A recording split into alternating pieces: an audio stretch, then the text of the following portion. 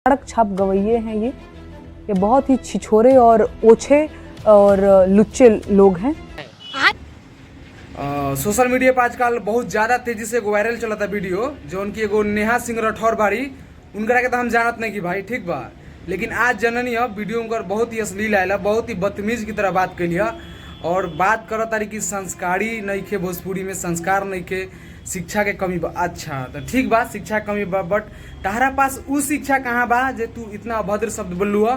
ठीक बा भाई, हमार के वीडियो नहीं के देखले, एक बार वीडियो के देखा जा, ठीक बा कि कितना अभद्र शब्द ही बोल के उपयोग कैले बाड़ी। ठीक बा, सड़क छाप गवैये हैं ये बहुत ही छिछोरे और ओछे और लुच्चे लोग हैं।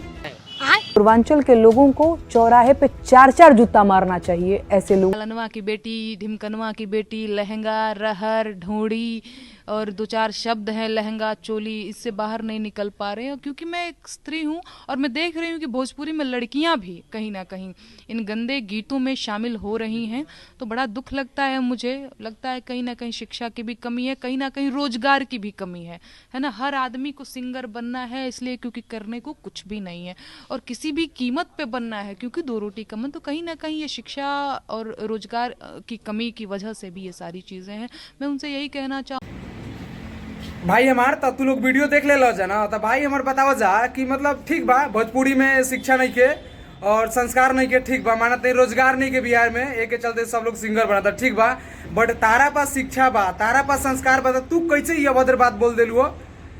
मतलब खेसारी भैया के बारे में तू इतना घटिया सोच कैसे बोल दिलू, कैसे बात बोल दिलू? तू सोचा जरा भाई हमार देखा हुए खेसारी भैया, वे भोजपुरी के सुपर स्टार जेकरा पास संस्कार नहीं के, नेहा सिंह राठौर कहतारी कि जेकरा पास संस्कार नहीं के, शिक्षा नहीं के, ऊ खेसारी भैया देखा का बोलने बड़े नेहा सिंह राठौर के बारे में। एक बार देखा जा वीडियो। नेहा सिंह राठौर नाम की जो है यूट्यूबर हैं, कहती है कि खेसारी लाल यादव टुच्चा है, रोड छाप सड़क छाप जो है कलाकार है और उनको पूर्वांचल के लोगों को चौराहे पे जूता से मारना चाहिए। देखिए वो हमारी बहन है, देखिए वो हमारी बहन है, देखिए वो हमारी बहन है, नेहा सिंह राठौर हो। देखिए जानते हैं? अब पहचान गया हूँ जब से उन्होंने ये बोला है। हाँ, जब से बोला है तब से मैं पहचान गया हूँ और मैं किसी को अनादर नहीं करता। हाँ। वो मेरी बहन है। हाँ। अगर उस बहन को लगा होगा कि मैं उसके लिए गलत हूँ, हाँ। तो शायद उन्होंने किया होगा। तो अगर सिर्फ लेकिन ये उन्हीं को लगा है, ये मुझे गलत लगा। हाँ। पूरी दुनिया खेसारी लाल यादव को, मुझे लगता है आज 70 से 80 करोड़ जनता खेसारी को प्यार करती है। हाँ।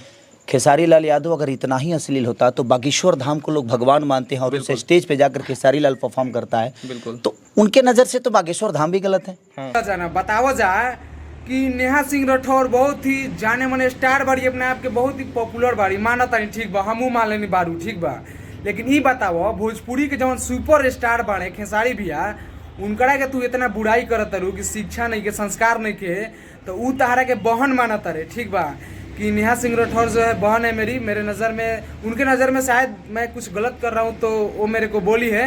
बताओ कि उनकरा पास कितना शिक्षा बा कि तारा के बहन बोलत रे, तारा पास कितना शिक्षा बा कि तू उनकरा के इतना बदतमीज की तरह बात करत रू, इतना अभद्र शब्द बोलत रू कि लहंगा, चोली, ढोड़ी, सब भोजपुरी में। अरे हमार सुनो ना, भोजपुरी में जब चलत बा तो में बुराई का बा? खेसारी भी कबो उतना अश्लील गाना गईले नहीं खन ना कबो गावेले, ठीक बा, तो तू अपन संस्कार तू अपने पास रख बबी, बुझा गलू? ये भोजपुरी हो, यहाँ बिहार हो, तहार रसलीला ना चली, बुझा गए? तो भाई हमार वीडियो को हम इतना ही खत्म करे के चाहतनी, तनी चैनल के सब्सक्राइब कर दलो, लाइक कमेंट शेयर कर दलो, ठीक बा।